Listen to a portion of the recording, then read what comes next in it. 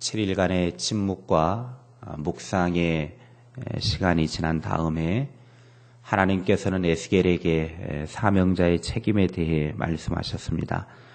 오늘 16절 17절 말씀에 7일 후에 여호와의 말씀이 내게 임하여 이르시되 인자야 내가 너를 이스라엘 족속의 파수꾼으로 세웠으니 너는 내 입의 말을 듣고 나를 대신하여 그들을 깨우치라. 7일 후에 하나님께서 에스겔에게 말씀하신 것을 우리는 보게 되어지는데요. 하나님이 에스겔에게 말씀하신 이 말씀은 단순한 말씀이 아니라 이스라엘 백성을 경고하여 깨우치라고 하는 말씀입니다. 그 사명을 위해 파수꾼으로 에스겔을 세웠다. 하나님이 그렇게 말씀하십니다. 에스겔은 하나님께서 이스라엘에게 경고를 내릴 때마다 그 말씀을 대신 하나님을 대신해서 에스겔을 통해서 이스라엘 백성들에게 닥쳐올 일을 깨닫도록 하기 위해서 경고의 말씀을 전하는 것이죠. 17절의 말씀을 현대어 성경에서는 내가 내 백성에게 경고를 내릴 때마다 너는 그것을 곧 그들에게 전하여 그들에게 닥쳐올 일을 깨닫게 하여라 그렇게 번역을 했습니다. 그러니까 내 백성, 하나님은 지금 이스라엘 백성들이 하나님을 배반하고 거역하고 하나님을 떠나서 그렇게 심판을 받아가지고 바벨론의 포로로 끌려가 있음에도 불구하고 배은망덕한 이스라엘 백성임에도 불구하고 하나님은 여전히 그들을 가리켜서 내 백성이다. 우리 같으면 절대 내 백성이라고 말하지 못합니다. 그렇게 배반하기 일수인 사람들을 가리켜서 내 백성이다, 내 자식이다. 그런데 하나님은 여전히 그 패역한 백성들을 향하여서 내 백성이다 그렇게 표현을 합니다. 하나님이 아직까지도 그들을 포기하지 않으셨고 아직까지도 그들을 버리지 않으셨다라고 하는 증거이죠. 내 백성이다. 그러니까 하나님은 여전히 패역한 백성들에게 앞으로 임할 또 다른 심판과 징계, 하나님 앞에 회개하지 않으면, 하나님께 돌아오지 않으면 또 다른 엄청난 고난이 가중이 된다라고 하는 것을 알려주고 있는 것입니다. 만약에 내 백성이 아닌다고 하면, 내 자식이 아니라고 하면 그들이 죽든지 말든지 고생을 하든지 말든지 신경 쓸 일 없습니다. 그렇게 하나님을 배반했음에도 불구하고 하나님은 여전히 그들을 내 백성이다. 하나님께서는 내 백성이라고 하는 그 하나님과의 관계 때문에 경고의 말씀을 에스겔을 통해서 또 계속해서 전해주는 것입니다.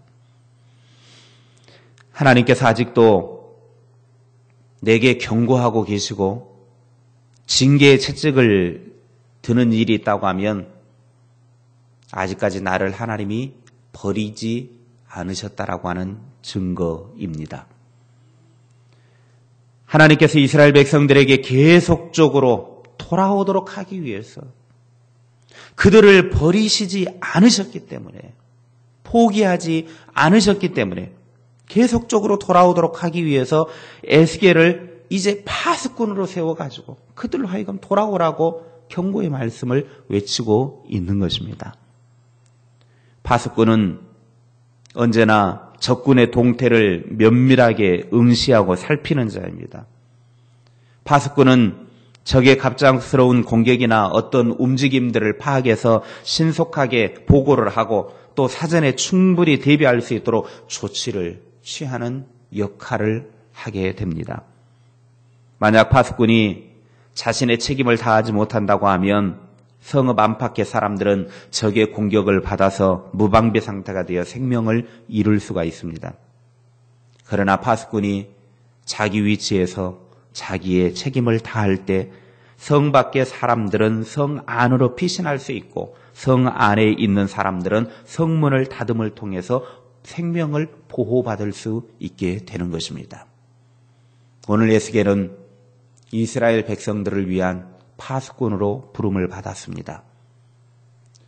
더군다나 영적인 파수꾼으로 세움을 받아서 이런 일을 감당하려고 하다 보면 때로는 하나님의 말을 받아가지고 백성들에게 전해야 되다 보니까 백성들이 마음이 조금 부드럽다든지 백성들이 은혜를 받아서 하나님 중심으로 살아간다든지 백성들이 정말 하나님의 말씀을 좋게 정말 꿀송이처럼 받아먹는다고 하면 무슨 말씀을 해도 에스겔이 파수꾼으로 이 일 감당하는데 별 부담이 없습니다. 그런데 우리가 이미 살펴보았다시피 에스겔이 가서 복음을 전해야 될 하나님의 말씀을 전해야 될 이스라엘 백성들은 어떤 사람들입니까? 패역한 백성들이라고 이미 하나님이 그들을 평가를 했습니다. 하나님을 배반하기 일쑤였고 아무리 에스겔 네가 가서 내 말을 전한다 할지라도 그 사람들은 듣지 않을 것이다. 그들의 이마는 철판을 깔아서 절대로 듣지 않을 것이다. 그러니 그런 사람들에게 가서 하나님의 말씀이 이러니까 당신들 똑바로 살아야 됩니다. 당신들 하나님 중심으로 살아야 됩니다. 주일 성수 잘해야 됩니다. 예배 잘 드려야 됩니다. 말씀으로 사십시오 이야기하면요. 아이고 그래야죠. 그럴 사람이 없다라는 겁니다. 오히려 돌멩이를 들고 이놈의 새끼는 어떤 놈의 새끼인데 우리한테 와가지고 이런 말을 하냐 하면서 돌멩이를 던지고 폭행을 하고 욕을 하고 별의별 소리들을 많이 한다라는 거예요. 그러니까 파수꾼이 힘든 겁니다. 그러니까 사명을 감당하지 않으려고 하는 것입니다. 그러니까 이런 일들을 감당하는 사람이 내가 뭐 하려고 욕을 넘어가면서 내가 뭐 하려고 핍박을 받으면서 이런 일을 해야 되는가 회의도 느끼게 되는 것입니다. 그렇기 때문에 파수꾼으로 부름받은 사람들은 정말 고통스럽고 영적인 책임을 지고 나아가는 사람들은 정말로 눈물과 고통으로 나아가게 되는 것입니다. 이런 사명을 감당해야 될 파수꾼은 하나님의 부름을 받았기 때문에 어쩔 수 없이 그 길을 가야 되고 부름을 받은 자이기 때문에 고통도 감내하면서 그 길을 여전히 돌멩이를 맞아가면서 바람을 맞아가면서 그 길을 가야 한다라고 하는 사실입니다. 그렇기 때문에 파수꾼으로 부름받은 사람은 세 가지가 늘 충만해야 합니다. 첫째는 성령이 충만해야 합니다. 성령이 나를 지배하지 않으면 자꾸 낙심하게 되죠. 환경과 상황을 바라보게 됩니다. 그러므로 파수꾼의 역할을 감당해야 될 사람들, 그 사람들은 성령 충만을 구하고 기도하여서 이 사명을 감당해야 됩니다. 하나님의 부름을 받아 사명을 감당하는 사람들 결코 그 길이 쉬운 길이 아닙니다. 그게 목회자가 됐든 일반 평신도가 되어졌든 직분자가 되어졌든 간에 이 사명 감당하는 일요 성령 충만하지 않으면 절대 감당 못합니다. 성령이 나를 붙잡아 주지 아니하시면 성령의 이끌림 받지 않으면 절대로 이 사명 못합니다. 보십시오. 내 의지와 내 힘과 내 능력만 가지고 하다가는요 금방 환경 바라보고 상황 바라보고 낙심할 수밖에 없습니다. 포기할 수밖에 없습니다. 그게 인간의 모습입니다. 그러나 하나님이 맡겨주신 일이기에 하나님의 영인 성령에 충만하여 감당하면 어떤 어려움이 있어도 어떤 고난이 와도 감당할 수 있는 것입니다. 우리 모두 성령 충만하여 하나님께서 내게 맡겨주신 사명의 길 잘 감당할 수 있기를 바랍니다. 둘째로 성경 말씀을 연구를 해야 됩니다. 에스라가 이스라엘 백성들이 포로에서 귀환해가지고 예루살렘에 돌아온 자들이 예루살렘에 무너졌던 성벽을 재건을 하고 또 성을 세워나가고 하나님 앞에 그 포로 귀환을 해가지고 70년의 포로 생활이 차고 난 다음에 돌아와서 이렇게 예루살렘 성전을 재건하고 난 다음에 다시 백성들이 회복해 나가는데 선지자로 에스라는 부름을 받았습니다.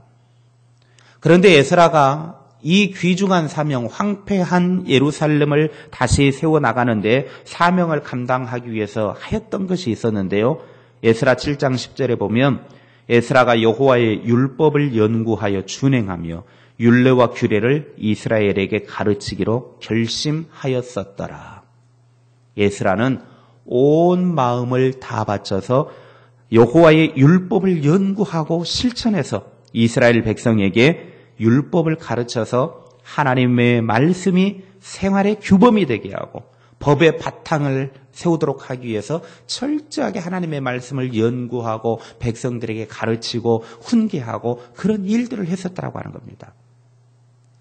70년 동안 황폐되어져 있던 예루살렘, 무너져 있던 예루살렘, 폐허가 된 예루살렘을 다시금 일으켜 세우고 그 일으켜 세운 이스라엘 백성들이 이제 더 이상 무너지지 않도록 하기 위해서, 더 이상 패배한 백성들이 되지 않도록 하기 위해서 취했던 방법은 하나님의 말씀을 가르쳤다는 겁니다.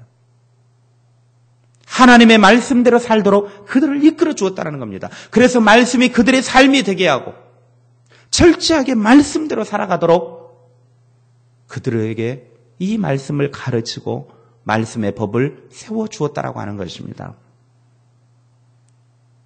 말씀을 모르면 또 하나님을 떠나는 것이죠. 말씀을 모르면 자기 방식대로 해놓고 그것이 하나님의 뜻이다. 이것이 하나님의 영광을 위한 것이다. 그렇게 함부로 말을 하게 되는 것이죠. 말씀 없이는 절대로 우리는 내 마음대로 길을 갈 수밖에 없는 그런 사람들입니다. 그래서 늘 언제나 말씀은, 하나님의 말씀은 똑바로 선포되어져야 되고, 전하는 자도 하나님의 말씀을 있는 그대로 하나님의 말씀을 전해야 되고, 포장하지 말고 전해야 되고, 받는 사람도 이 하나님의 말씀을 그대로 받을 줄 알아야 이것이 서로 합력해서 하나님의 뜻을 이루는 것이지.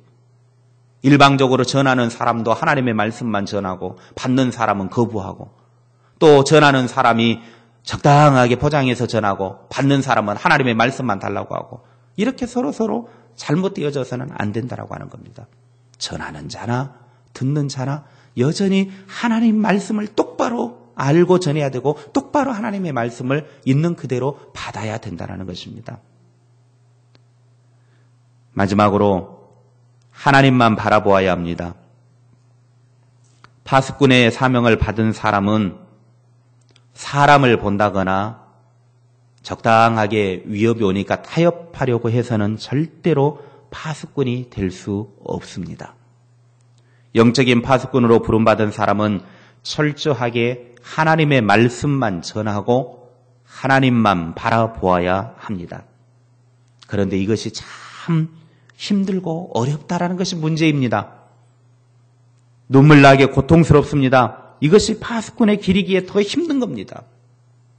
정말 눈물 나고 고통스럽고 차마 그 길을 가는 것이 외롭고 힘든 길이지만 그래도 파수꾼의 길이 사명이기에 그 길을 가야 된다라고 하는 것입니다.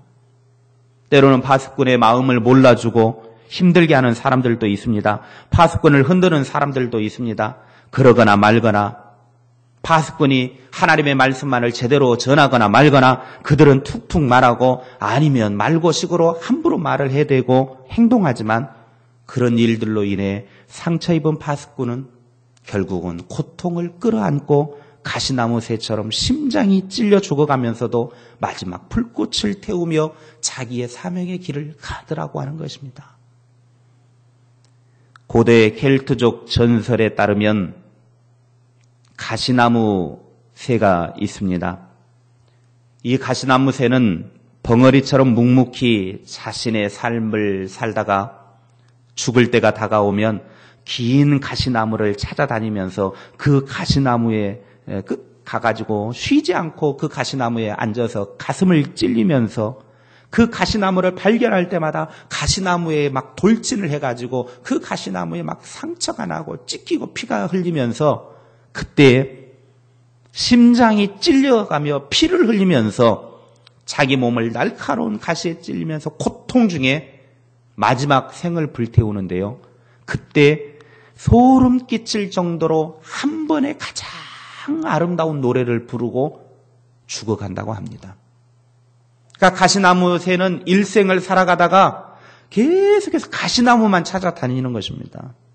그래서 마지막 죽음의 때가 되어질 때는 가시나무에 그 가시 막 찔려가지고 피를 토하면서 마지막에 가장 아름다운 듣는 이로 하여금 소름 끼칠 정도로 가장 아름다운 노래를 한번 부르고 가시나무 새는 그의 생을 마감한다고 합니다. 이게 가시나무 새의 운명이라는 것입니다. 피하고 싶어도 피할 수 없는 가시나무에 찔려서 마지막 피를 토하면서 가장 아름다운 노래를 하고 죽어가는 이 가시나무새의 운명. 이 운명이 바로 파수꾼의 운명이라는 겁니다. 하나님의 부름을 받은 파수꾼들은 피를 토하고 찔리고 심장이 터져도 그들이 아무리 돌멩이를 던지고 핍박을 하고 그렇게 해도 가시나무 새가 그렇게 죽어가면서 마지막에 피를 토하면서 아름다운 노래를 부르며 죽듯이 우리 파수꾼들도 그 길을 가야 할 운명이라고 하는 것입니다. 그러기에 고통스럽다라는 것이죠. 피할 길이 있으면 좋을 텐데, 좀 더 좋은 길이 있으면 좋을 텐데, 그런 길이 없으니 파수꾼이 고통스럽게 그 길을 가야만 한다고 하니 그게 정말 힘든 것이죠. 하나님 바라보지 않고서는 절대 그 길을 갈 수 없다라고 하는 것입니다. 파수꾼의 사명도, 하나님의 부름을 받은 사명자의 사명도 결국은 가시나무 새와 같기 때문에 가슴이 아플 뿐이라는 겁니다. 그럼에도 불구하고 그 길을 가야 한다라고 하는 것이 더 힘듭니다. 그러니까 우리는 하나님을 바라보지 않게 되면 절대로 사명의 길 갈 수 없습니다. 하나님의 나를 부르신 그 부름의 길, 하나님 바라보지 않고서는 절대로 고통스럽기 때문에 못 가는 거예요. 우리 모두 하나님의 부름을 받은 자로서, 저는 목사로 부름을 받았고 여러분은 권사로, 또 안수집사로, 서리집사로, 장로로, 평신도로, 또 여러 가지 하나님 앞에 부름을 받은 자로서 내가 가는 이 사명의 길이 고통스럽고 눈물나고 정말 절망적이라 할지라도 하나님을 바라보면서 내게 주신 이 사명의 길, 이것이 가시나무새와 같은 운명이라 할지라도 우리는 여전히 그 길을 가야 하는 하나님의 부름을 받은 사명자로서의 이 길을 갈 수 있기를 바랍니다.